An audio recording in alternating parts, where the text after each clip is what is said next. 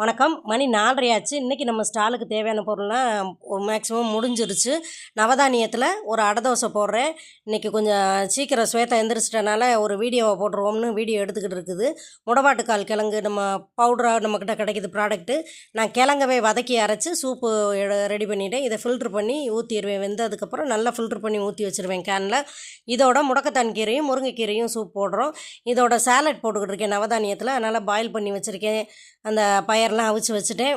முட்டையும் அவிச்சு வச்சுருக்கேன். இதை ஸ்லைஸ் பண்ணி பெப்பர் போட்டு கொடுத்துருவேன். சாலட்டுக்கு வெங்காயம், கேரட்டு, கருவேப்பிலை, மல்லி, சீரக மிளகு இது எல்லாமே போட்டு கொஞ்சம் லெமனை புழிஞ்சு இதெல்லாம் மிக்ஸ் பண்ணிவிட்டு ஒரு பாக்ஸ் 30 ரூபா நான் சேல் பண்ணுறேன். உங்களுக்கு தேவையாக இருந்துச்சுன்னா என்கிட்ட ஆர்டர் பண்ணிக்கோங்க. அவ்வளோதான், எல்லா வேலையும் முடிஞ்ச அளவுக்கு முடிஞ்சிடுச்சு.